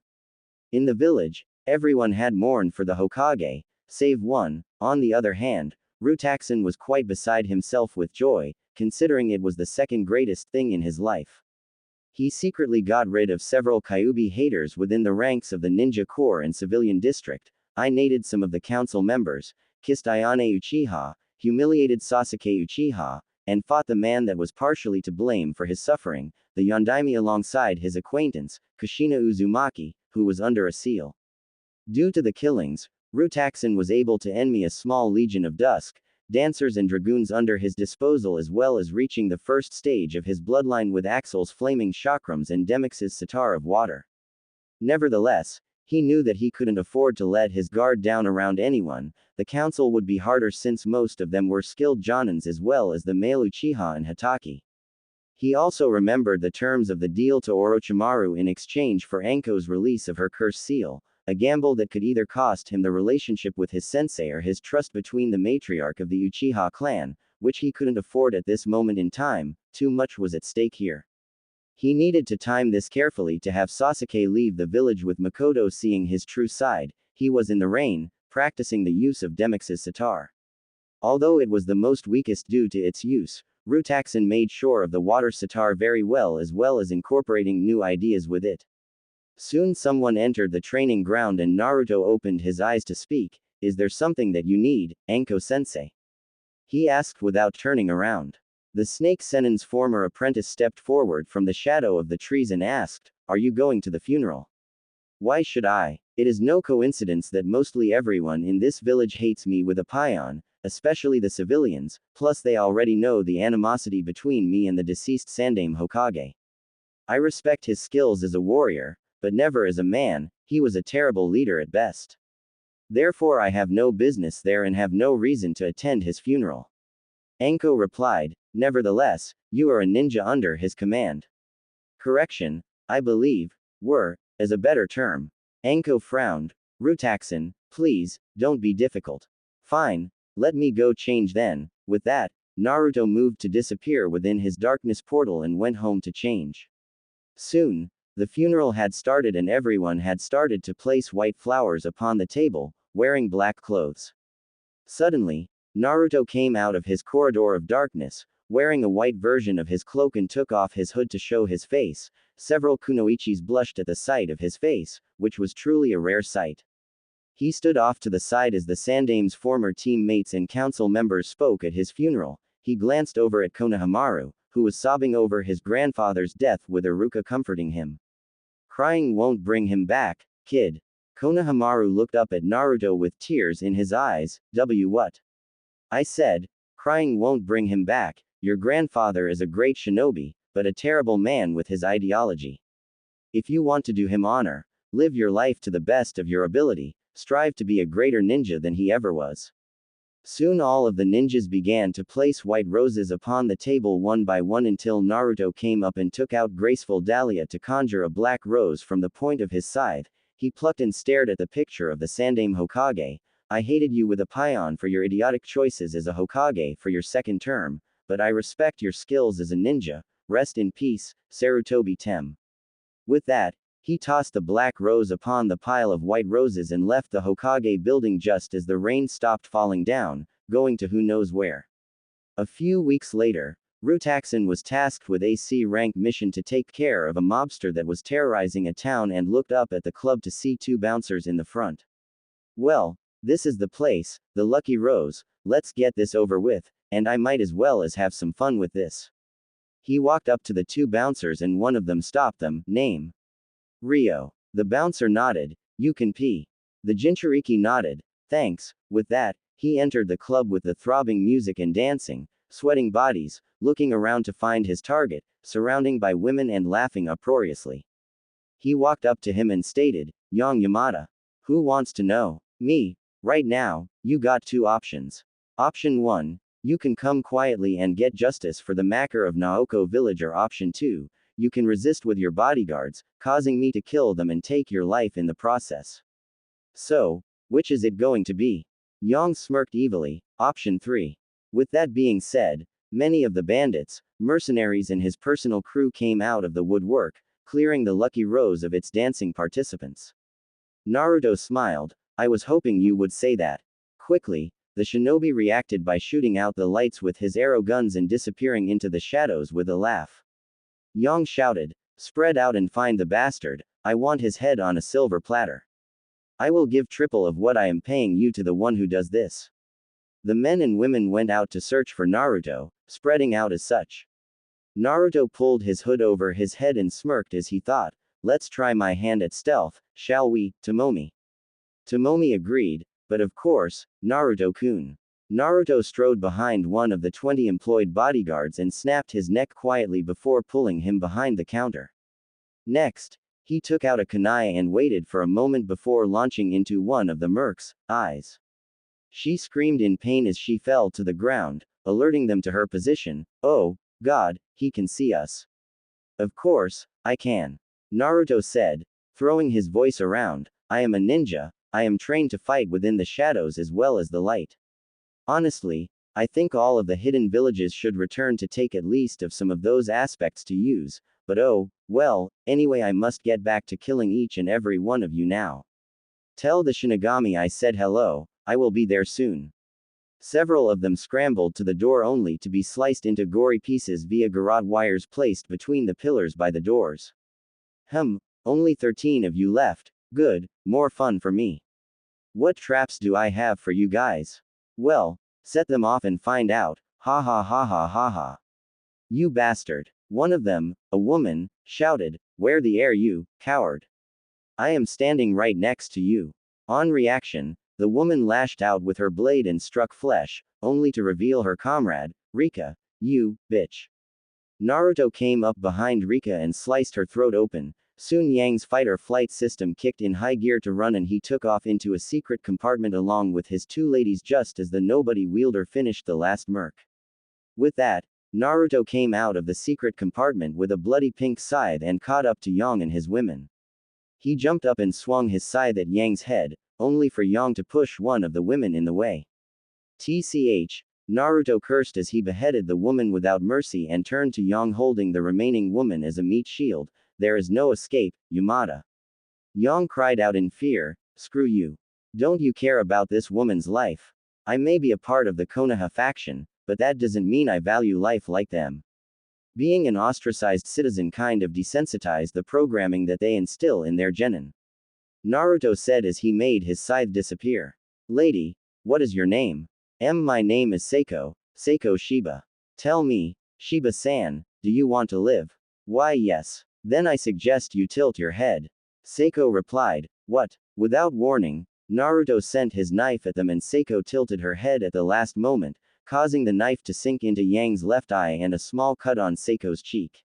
Yang's body collapsed on the ground and Seiko sank to the ground, sobbing and shivering. I suggest you get out of here now, Seiko-san, and try not to get into any more trouble. The next shinobi you may encounter will not be so merciful as I have.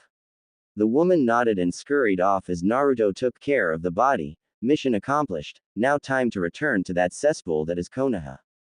Suddenly a hawk's cry was heard and Naruto held out his arm to have the hawk land on it. Tsubasa, how are you doing, boy? The boy said as he petted the hawk before taking the note from his leg and reads it. Naruto shook with anger as he finished reading the note and burned it with his chakra. That council, I am going to murder them first. He looked at Tsubasa and gave him a treat. Go, boy, I got this. The hawk squawked before taking off and Naruto strode off into the distance as he thought, the nerve of them actually sending me off with the Namikaze and their pet Sennin. Tomomi replied, but still, on the bright side, you get to stay outside from Konoha for a little while longer and isn't time that you checked up on Zabuza and Haku. You haven't been able to get their progress about the village. The boy sighed, I guess you're right, Tomomi-chan, setting a radio and putting a different frequency, he sent chakra into it. Zabuza's voice appears in his ear, the door is locked. The lock can be broken with the key of destiny. It's about time, kid, I heard about the invasion, how many people did you slaughter? Lost count around 50, I was preoccupied with eliminating several potential threats. What is the status of our village, any more recruits? The infamous swordsman replied, I have recruited a few missing ninja and came in contact with another old friend of mine, Amayuri Ringo, but she is in need of a healer, some kind of disease that she contracted and it is killing her slowly. I will send a summoning to your location, get a vial of her blood and I will see what I can do about it. Anything else? Yes, it would be more beneficial if we could send a few of our forces to Kurigakure to help the rebels in the civil war. If the rebels succeed in overthrowing Yagura, we would gain their favor while we are rebuilding. We could even gain a treaty and essential supplies to our cause. Naruto mused for a moment before answering, alright, but I will need you to send Haku in your place. Having you in Kurigakure will bring unneeded attention and might break the spell on certain people if they find the information true. It will be done, Roxas-san. I will contact you soon. Zabuza, out. Naruto said before ending the connection and using the corridor of darkness. He entered the portal to appear outside of Tanzakugai. HMPH. Let's get this over with, Naruto growled as he searched for the Namikaze only to leap back due to the wall exploding with great force. What the hell? He thought. Then he heard voices and listened in on the conversation as he heard a very familiar voice. If you do this, I will bring your brother and your beloved to life. Just then a feminine voice replied, Tsunade-sama, you can't listen to their lies, your brother and Uncle Dan would not have want you to stoop so low for this. Have you forgotten their dreams? Even though you lost. Shut up, Shizune, I don't need you to remind me what I have lost. Naruto thought to himself, this isn't a coincidence, all three of the legendary Sannin are here in this city, looks like Orochimaru needs Tsunade for something, but what? And is the other one, Jiraiya, is he looking for Tsunade too as well? The one named Shizune cried out, Tsunade-sama, let's kill these bastards. If we work together, we can defeat them since Orochimaru is weak. Orochimaru slowly brought his finger to his lips and bit it, drawing blood. Tsunade suddenly froze and began to shiver. I may be weak now, but I know about Tsunade's weakness. Now, Kabuto, let's go. Tsunade, I will anxiously await your answer in 1 week. The snake Sannin replied. Then the two villains left without a trace. Let's go, Shizune, Tsunade said softly as she turned away. Shizune quickly followed after her with Tauntaun, their pet pig in her arms. Naruto mused for a moment, so that is funny, Tsunade seems to have a weakness to blood, Orochimaru is obsessed with immortality and Jiraiya, the seemingly strongest, is a full-blown pervert, a fun bunch. Naruto's eyes narrowed slightly and he aimed a lance at Kabuto, who held up his hands in a surrendering gesture. You know, sneaking up behind me is really not a good thing you want to do, a lot of people end up dead, Kabuto-san. Kabuto smiled as he gently pushed the tip of the lance away from him. I will be sure to remember that, but need I remind you, that although Orochimaru is weakened, he is more than enough to kill you and I am on par with Kakashi Hatake. Naruto smirked. Really now? Well, for your information, I have no intentions of killing off your precious Orochimaru, unless he gets in my way of destroying Konohagakure, that will be my pleasure. He had his chance and blew it, toying with the Sandaime instead of destroying him completely. As to your comparison of being on Hidaka's level, you are going to need to step up your A game or our battle won't be much fun. Kato's smile turned into a frown. Why are you here? If you must know, there are 3 Sannin in this very city. Lord Jiraiya is here, along with the Namikaze girl, of course, probably teaching her some Fuinjutsu since she already knows the Rasengan. I believe both him and your master are here for the same thing, to bring Lady Tsunade on your side. I must report this to Lord Orochimaru, this mission has gotten a bit more complicated. You best and quickly, they are coming. Kabuto quickly performed the Shunshin no Jutsu just in time for Jiraiya and Tokiko to appear at the site. Yep, Tsunade was definitely here. Tokiko looked at the hole in the wall, definitely the sign that she was here. She was always the most destructive of your group, Jiraiya Kyofu. Naruto chose to spoke up, as well as the most deadliest. Tokiko stiffened up. That voice, it can't be. Naruto stepped out from the hole to face Tokiko and Jiraiya.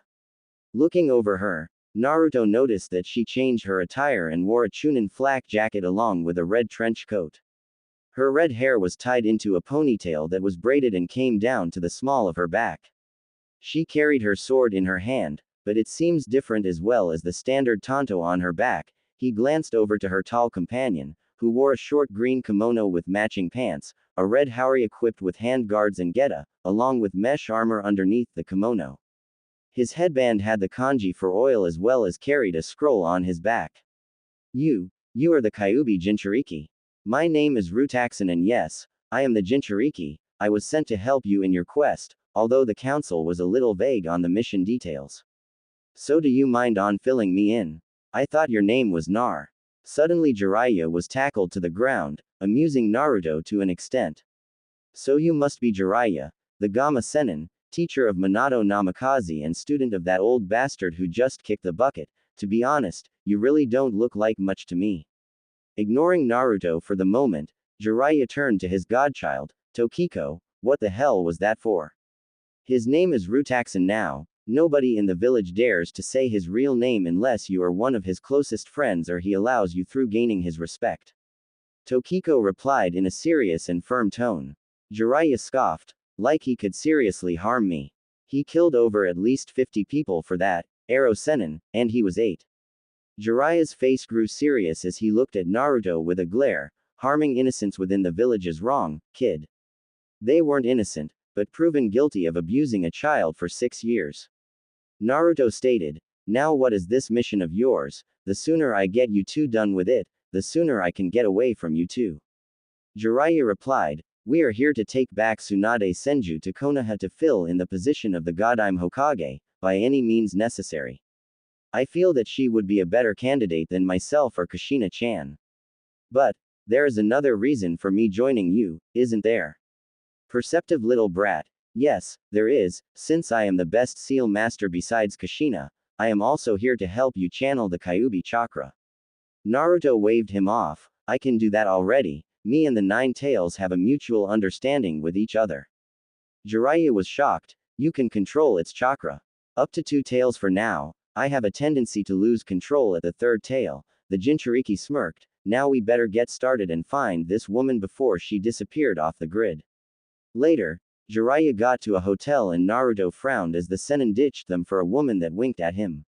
Honestly, really, we get to a hotel to rest and possibly search for clues in this town and he goes off gallivanting after some woman. Are you sure he is one of the legendary Sannin? Tokiko deadpanned, at times, I am not even sure myself, Rutaxan-san, I am ashamed at his stupidity sometimes, but he is a strong person when the moment is needed. Come on, we better get to our rooms now. She led him upstairs and gave him the room key, this is your room. Thanks. No problem. Entering the room, Naruto glanced over at Tokiko, who had also entered and was looking at him, fidgeting a bit. Sighing, he rolled his eyes and asked, what is it, Namikaze? You got something to say. Ka-san told me, about the battle between you and Tu-san, I am sorry about everything. If I had the choice to change your fate, I would do it in a heartbeat. Naruto stared at her and replied, I don't blame you, nor accept your apology, Namikaze. She bowed her head, but he continued, it doesn't matter to me because you have nothing to apologize for, Namikaze. I already took my apology from your father and I gained new targets as well as his respect. The Jinchuriki closed his eyes and took a deep breath, I suppose my treatment of you was wrong, so now, Tokiko-san, we are acquaintances and you have a long way to go before I consider you trustworthy enough to be a friend. Tokiko's blue eyes lit up and bowed to Naruto, thank you, Rutaxan-san. Suddenly a knock at the door and Tokiko strode to the door, must be Aro Kyofu, this is the fastest that he has ever been rejected. She opened the door and her eyes widened in shock, you, who are you? Can we see Naruto-kun? The man asked calmly. You know, it is awfully rude of you to not answer a person's question, Itachi-Nisan. Naruto spoke up, appearing next to Tokiko. Oh, the little brat knows you, Itachi. These two may be a problem, shall I kill the girl and cut off his legs? A gruff voice said and the Chunin looked up to see a blue-haired man resembling a shark wearing the same garb as Itachi. You must be Kisame Hoshigaki, the monster of the mist. Naruto stated as he glanced at the tall man, a pleasure to meet you, your work of a butcher is fascinating. Why thank you, hearing praise from the 13 ninja, the Forsaken is an honor. Naruto nodded and moved into the hallway with Tokiko, so what I do for you two today? Itachi spoke up, we need you to come with us, Naruto-kun. The Akatsuki are in dire need of your service to attain peace. The Jinchuriki frowned, in order to attain this peace, it would be an illusion, you want the Kyuubi. Very perceptive, kid, Kisame said with a toothy grin, hey, Itachi-san, can I cut off one of his legs? Tokiko moved into a stance, you won't take him, the Biju are not to be trifled with and they hold MIV power, trying to control one would lead to disaster and chaos, not peace. Rutaxan looked up at his brother, sorry, Ni-san, but I am not ready to die yet. I see, so we need to use force then, let Itachi. A voice cried out, making Tokiko gasp in surprise and Naruto to groan in annoyance. Hello, Sasuke, Itachi replied in monotone. Then his partner asked, "Oh, who is your fan, Itachi? He kinda looks familiar." "He is my little brother, my real, younger brother." Kisame gave a small chuckle. "I thought you killed off your entire clan, but the rumors are true about the remnants you left behind then. I hated you, despised you, and cursed you with every living fiber of my body." Sasuke ranted as he activated Kakashi's original jutsu as well as his Sharingan, "and now, I am going to kill you." With that, he charged at Itachi, dragging the Chidori against the wall. "Chidori? Huh, Hitaki must be stupid to teach you that so young," Itachi said softly as he closed his eyes before he knocked the jutsu aside, holding his wrist. "You have trained pretty well, Sasuke, but you still lack something." With that being said, Itachi began to decimate Sasuke with slow, but powerful strikes to his body, much to Naruto's hidden satisfaction and Tokiko's horror. "Why am I losing? I have pushed myself to my limits and it is still not enough. Why am I so weak?" Sasuke thought to himself. He looked at Naruto. It's because of him, and that demon inside of him, and he has all of that power inside of him. Soon Itachi pinned Sasuke to the wall, "And now you shall relive that day, Tsukuyomi." Soon after a few seconds, Sasuke let out a blood-curdling scream and Tokiko shouted out for her teammate, Sasuke. She moved to go to stop Itachi only for Naruto to stop her. "No, let me go. If I do, you will die." "Sasuke won't die today, Itachi left him alive for a reason. Besides, if he wanted to, he could have killed all three of us, he is an S-rank ninja after all," Naruto said. As soon as Itachi was finished with Sasuke, Kisame said, "Well, that was entertaining, but I should be doing my job right now." He raised Samahata above his head. "Say goodbye to one of your legs, Jinchuriki." Clang. Samahata struggled against a navy blue shield that appeared in front of Naruto. "Sorry, Kisame Hoshigaki, another day, but here is your consolidation prize." Ice came over Samahata and before Kisame could react, a toad with armguard's shoulder checked him into the wall. Naruto's eyes flickered over to see that Jiraiya had appeared along with the woman that distracted him. "You really need to have better time, Jiraiya-san." "Hey, I came, didn't I?" "You did." In a moment later, Tokiko would be dead and I would be carted off for extraction. "Joy." Naruto deadpanned at him as he let his shield disappear into his barrier. Itachi looked at Kisame. "Kisame, we are leaving." "Ah, but I was starting to have a bit of fun." Jiraiya slammed his hands on the floor and replied as the walls turned into pink, squirming flesh. "No, I would like to ask a few more questions before I take you into custody now." With that, the duo looked at each other and sped away. Jiraiya shouted, "You will not escape."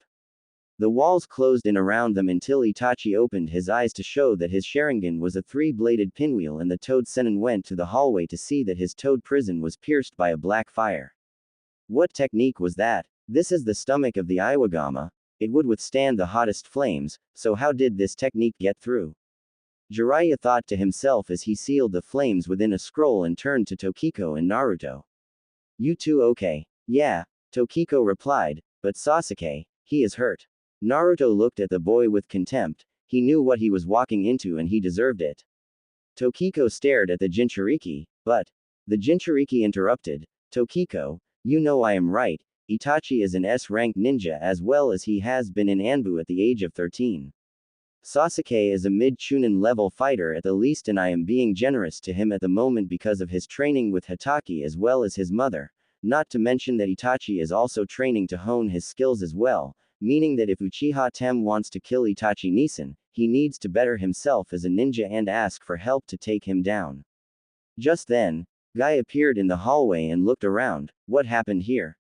"We encountered Itachi Uchiha and Kisame Hoshigaki. They were going to take Rutaxan-san. Itachi also used some kind of genjutsu on Sasuke to put him in a coma."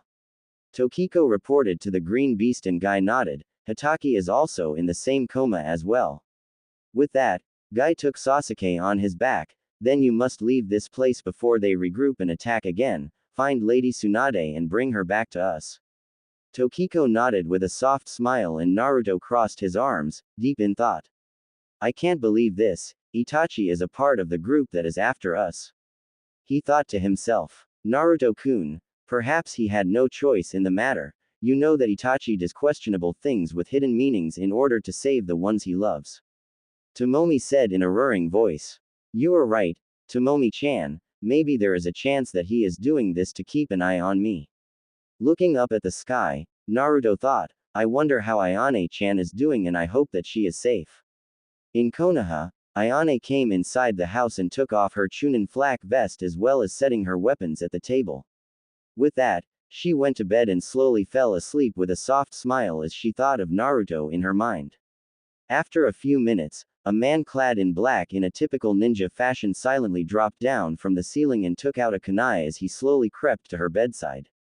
As he reached her, he took his kunai firmly in his hand and with a swift, silent sound, the alien moved to stab Ayane in her head.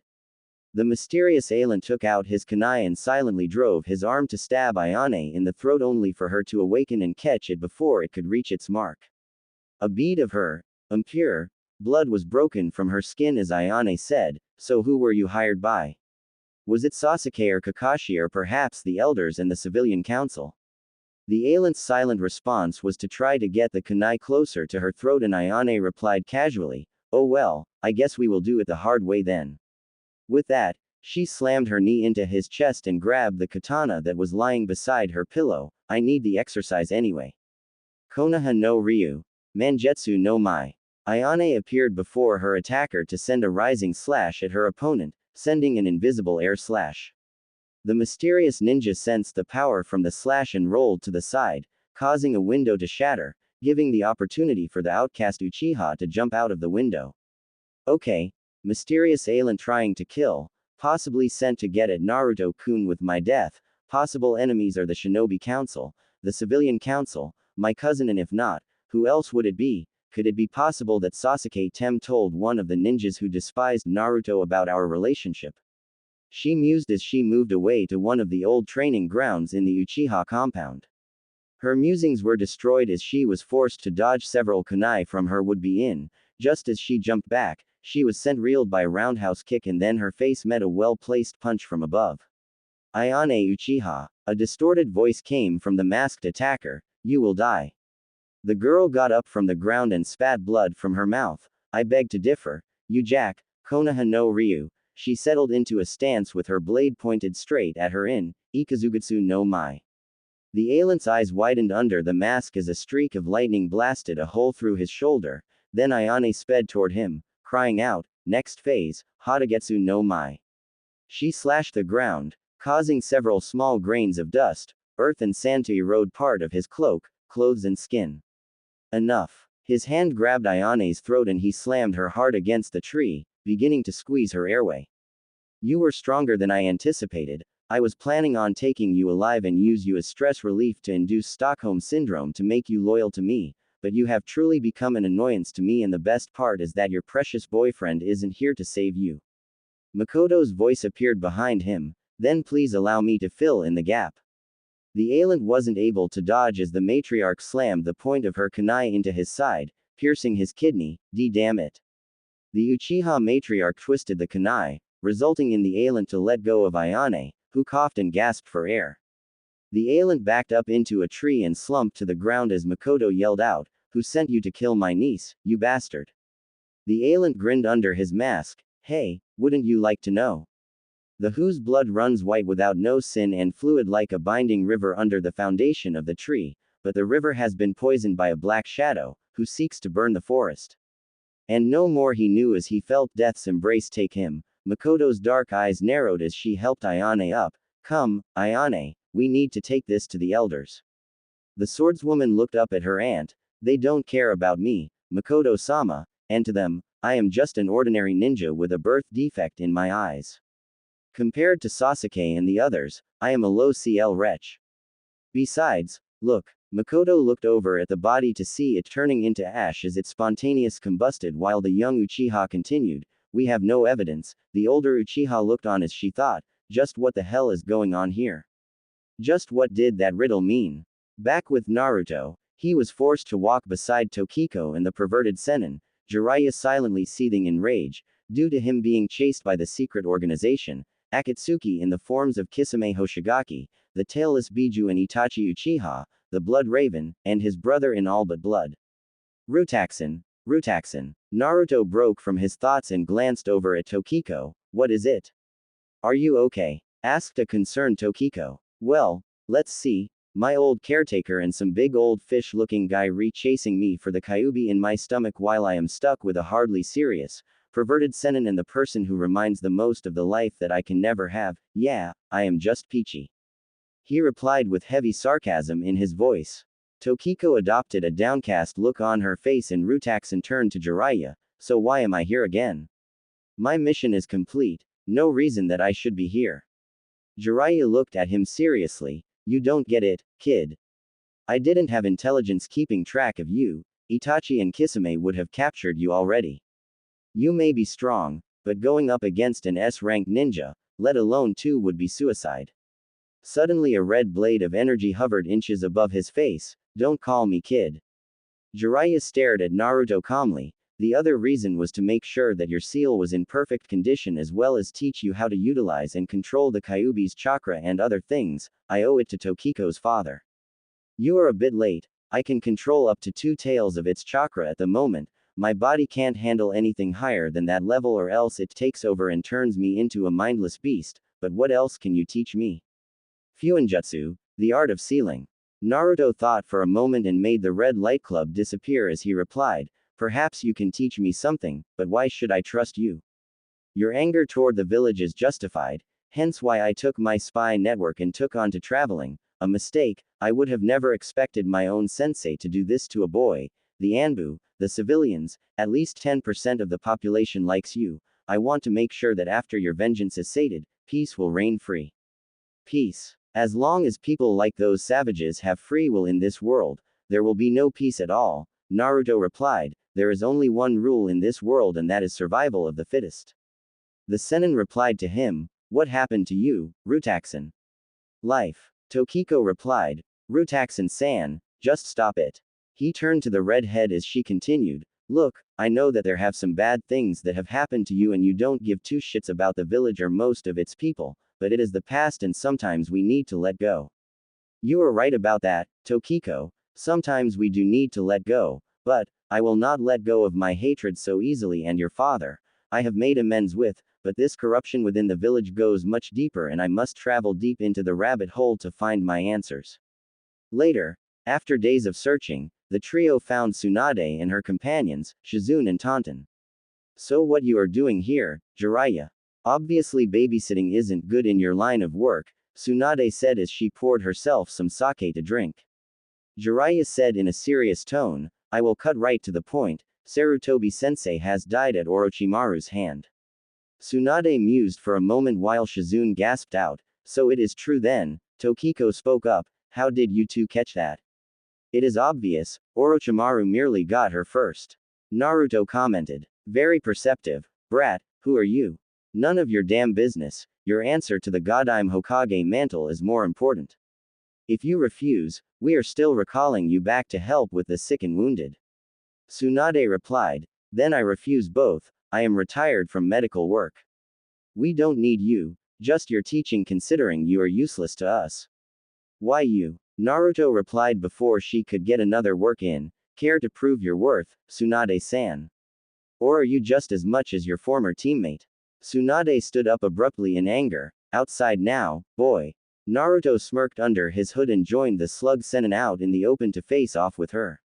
I will make you regret those words, boy. She roared as she instantly sobered up by purging the alcohol with her chakra through her skin pores to attack the Jinchuriki efficiently. Her fist slammed against his crystal-like barrier, the force of the blow billowed through his cloak and took his hood off. Shizune and Tokiko both had a lightly dusted blush on their cheeks upon seeing Naruto's face. His shaggy, black hair drooped down, covering his face except his right side, showing his indigo eye and the whisker birthmarks, the signs of being the Kyuubi Jinchuriki. Interesting, your punch has a lot of force behind it. He commented. Tsunade reared her fists against the barrier and Naruto frowned as he noticed a crack, but hid it quickly and made the barrier disappear as the old woman was winding up for a powerful punch, but there was no resistance, causing the Sennin to lose her balance, prompting the Jinchuriki to duck under it and tried to sweep her legs. The Sennin jumped backwards quickly and moved with a rising knee strike, but Naruto blocked it using both hands and pushed it back roughly. He then moved quickly to perform a spinning back fist strike to her cheek, but she caught his arm and sent her elbow to break it only for Naruto to pull her forward to headbutt her viciously. Not letting up, he continued with an uppercut, followed by a powerful punch to her solar plexus, making her double over, dry heaving and gasping for air, giving him the opportunity to strike her face with a roundhouse kick. She skidded across the ground and finally stopped herself, staring at Naruto angrily. Why do you want me so bad in that village? I could care less about the village. There is someone that I want you to heal and you are the only one with the best expertise to clear it out of her system, and frankly, I really don't have much time to deal with your attitude right now. If it were up to me, I would leave you alone, but I have a mission and I intend to make it a success. Naruto brushed off his shoulder and stared at her darkly. You are coming with us, the easy way or the hard way? Better yet, he ripped the necklace from her neck. You want this thing back, then you will have to come and take it from me. Tsunade looked at him. And what makes you think I care about that old relic? This necklace, it belongs to your grandfather, which means it is valuable and has semantic value to you. This is also the fact that your apprentice is giving me the stink eye over this necklace.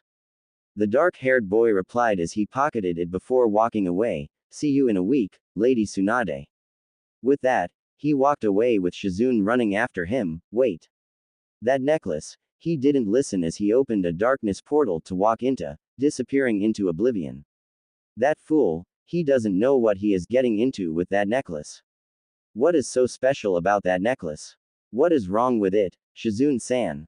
Tokiko asked curiously. Shizune bit her lip and turned to her. It is just that every person that has held or wore that necklace experiences a gruesome death. That is why we call it the necklace of death.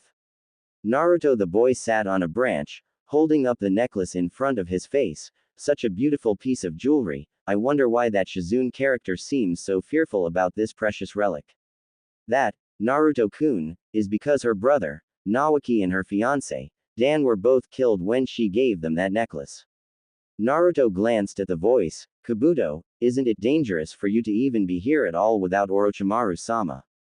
Kabuto was leaning against the tree trunk directly below him. He pushed up his spectacles back to the bridge of his nose. It is, but I just wanted to know what you are getting into with that necklace and Tsunade Dono, but I am surprised that you gave Orochimaru such respect. That is highly unlike you. Well, he deserves some credit. Kabuto, after all, he took down the Sandaime Hokage, despite that fact that he had an advantage with that fight. Now are you here to discuss me giving Tsunade to you guys? If you can send her our way, which would be highly appreciated, although that would leave me out of a job with that, so I would kindly appreciate it if you would fail at that. Kabuto replied casually, and the Jinchuriki replied, what is in it for me? What can you offer me? That group that is chasing after you, the Akatsuki, before me and Orochimaru met, he was part of the group until a little bout between Itachi and him went down south. I can give you information about all of them, their abilities. Naruto mused. That would be useful. I would prefer to live. Alright, Kabuto, it is a deal then. Excellent. See you on the battlefield, Naruto-kun. The vixen popped into his mind. Naruto-kun, can we trust Kabuto-san at all? If it is one thing I know about dealing with people who I don't know very well is never trust them at all. Kabuto and Orochimaru are the kind of guys that will tell you your heart's desires before stabbing you in the back once your guard is down. Hence why I am going to make sure that I am the one who gets out on top when the confrontation comes. Naruto tossed up the necklace and caught in his gloved hand firmly.